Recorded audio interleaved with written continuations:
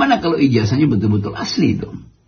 Jadi problem lagi, kenapa ijazah asli itu ditahan terus-menerus bertahun-tahun dan sudah menghasilkan manusia dua warga negara diperkarakan lalu dimasukkan penjara.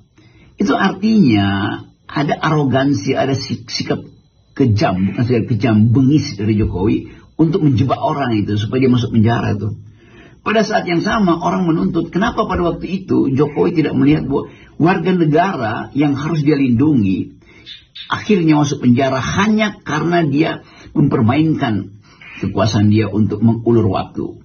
Sampai baru sekarang dia buka. Kenapa nggak waktu Gus Nur atau Bambang Tri diperiksa pengadilan, kenapa nggak Jokowi nggak bilang udah mereka tidak perlu diadili karena mereka memang iseng aja, ternyata ini ijazah saya kok. Jadi kenapa Jokowi berbuat amoral sebagai presiden yang harusnya memungkinkan warga negara bertanya dan dijawab? Kenapa dia mesti jebak? Kenapa dia mesti tunggu sampai sekarang baru dia tunjukkan ijazah aslinya?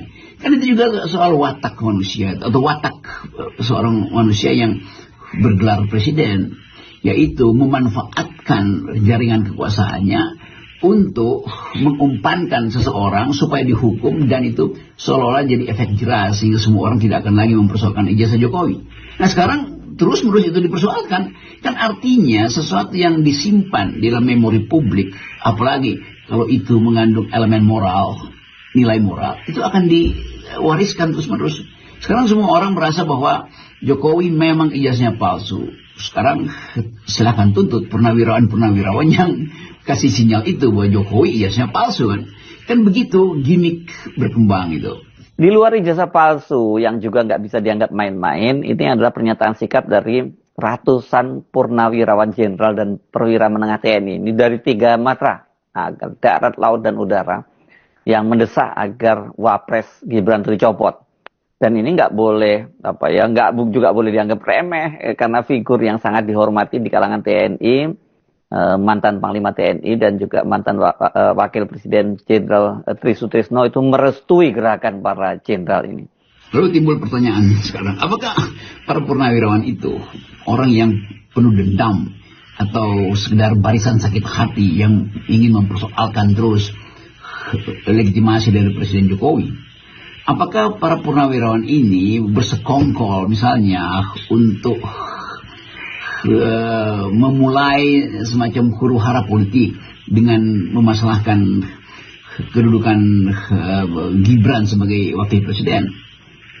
Kalau itu soal pribadi, silahkan dijatuhkan semacam sinisme pada para purnawirawan ini. Tapi kita mulai melihat bahwa mereka, purnawirawan ini, kendati datang dari tradisi Orde Baru yang sering disebut bahwa ini jenderal-jenderal Orde Baru, tetap ingin melihat ada kejujuran di dalam sikap politik Jokowi, termasuk sikap yang harus diambil oleh Presiden Prabowo terhadap kondisi negeri ini yang dikhawatirkan akan menularkan semacam sifat kebohongan dari Presiden Jokowi. Kan pembuktian itu mudah sekali, karena di belakang kasus-kasus ini ada sesuatu yang berulang, berpola itu.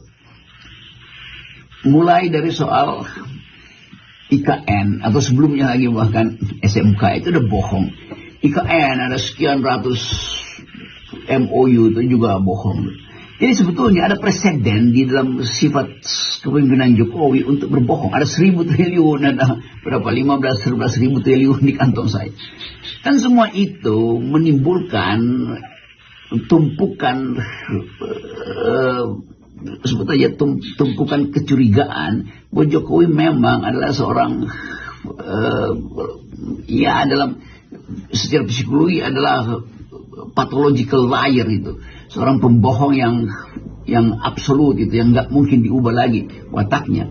Jadi sekali lagi keterangan yang beredar yang seolah-olah sinis pada kalangan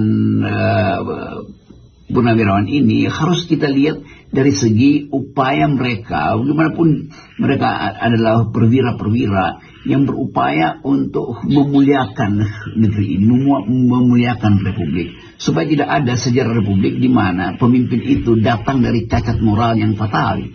Itu dasarnya kan. Jadi sekali lagi kita menganggap bahwa suara para jenderal ini, purnawirawan itu betul-betul semacam endapan terakhir dari kecurigaan mereka terhadap apa yang dibicarakan selama ini oleh netizen, yaitu Jokowi ijazahnya palsu itu.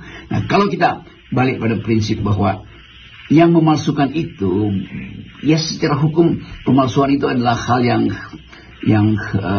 melanggar hukum itu. Tetapi seorang kepala negara memalsukan sesuatu, itu problemnya bukan sekedar hukum, tetapi peradaban politik kita, atau bahkan kita bisa katakan bahwa nilai utama dari seorang pemimpin adalah menghormati hak rakyat untuk bertanya, dan harus dia jawab itu.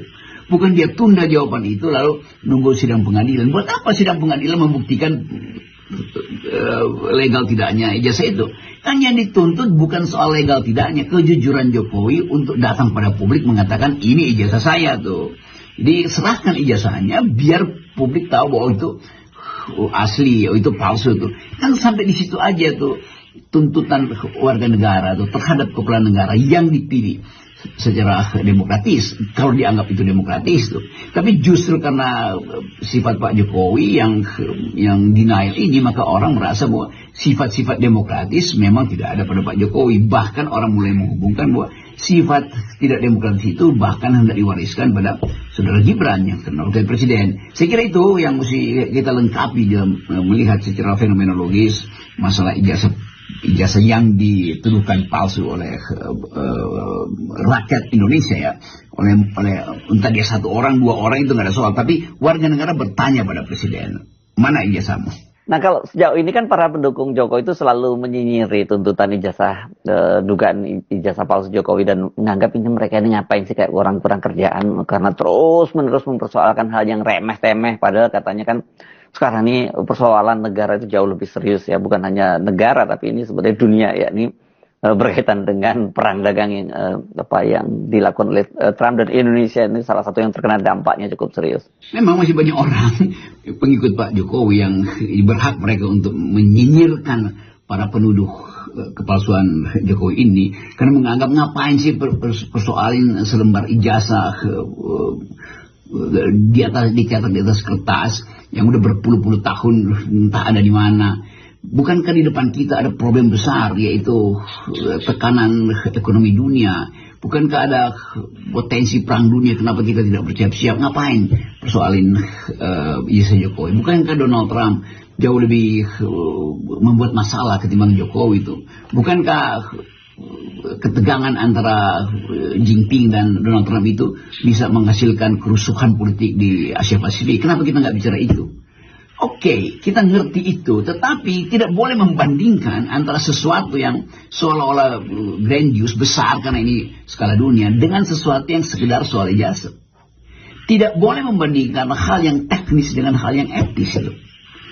Bahwa ada masalah besar bukan berarti bahwa masalah ijazah Jokowi jadi kecil. Justru ijazah Jokowi itu menjadi soal besar karena di dalamnya bermukim seluruh kecurigaan publik terhadap pendistribusian kekuasaan selama 10 tahun Jokowi itu. Kan dari situ kita mulai itu. Jadi sebetulnya ijazah itu adalah penanda pertama sebut aja cara orang menilai leadership dari Pak Jokowi itu. Kalau bahkan untuk menunjukkan dia tidak bisa, itu artinya dari awal dia ingin berbohong atau dia ingin ngeprank rakyatnya sendiri, dan itu dua ciri dari mental yang sama, itu arogan, kan itu dasarnya tuh. Jadi sekali lagi kita mau dudukkan ini dan menganggap bahwa tidak ada kadaluarsa di dalam soal pelanggaran etis seorang pejabat negara tuh. Demikian juga kita mulai menduga bahwa orang mulai melihat niat buruk dari Presiden Jokowi dengan menitipkan Gibran pada Presiden Prabowo, yang tentu secara naluri Presiden Prabowo bisa nilai sebatas mana sih bahayanya tuh. Tetapi publik melihat proses itu adalah upaya untuk menyelundupkan ambisi Jokowi, bahkan ambisi untuk menutupi segala macam kebohongannya, supaya ada orang yang bisa melindungi dia, dan satu-satunya yang pasti bisa melindungi dia ada keluarganya. Satu-satunya keluarganya yang memungkinkan dilindungi secara politis adalah dengan menempatkan putranya kan. Jadi kita hanya bisa mengolah itu sebagai alat untuk membayangkan bagaimana masa depan demokrasi, masa depan Indonesia kalau proses melahirkan kekuasaan, melahirkan pemimpin itu dimulai dari sifat-sifat yang manipulatif. Nah, ini sebetulnya dimensi yang tidak secara eksplisit dibaca oleh banyak pihak, karena menganggap bahwa riut atau ribut-ribut soal ijazah Jokowi ini hanya akan memerosotkan bangsa ini yang seharusnya punya energi untuk menghasilkan keadilan di tingkat dunia, karena perang dagang yang mungkin menjadi perang terbuka. Tapi sekali lagi, sebuah bangsa bertumbuh bukan dari keahlian teknis untuk menyelesaikan ekonomi, keahlian teknis untuk ikut menentukan blok mana yang seharusnya dipihaki dalam potensi perang dagang maupun perang terbuka nanti. Kita mesti mulai dari membersihkan kader-kader bangsa ini, leader kita ini, pemimpin-pemimpin di masa depan, mulai dari hal yang prinsipil, yaitu kejujuran, yaitu integritas, yaitu konsistensi antara apa yang diucapkan dan apa yang dilakukan. Kan itu yang kita tagih pada pemimpin kan. Kita tidak menagih pemimpin itu untuk punya senjata nuklir atau segala macam jenis amunisi yang bahkan tidak bisa terdeteksi oleh radar-radar musuh. Itu soal teknis saja. Tapi kalau dia dimulai dari sifat manipulatif, maka semua peralatan perang itu bahkan bisa berbahaya bagi bangsa kita sendiri kan.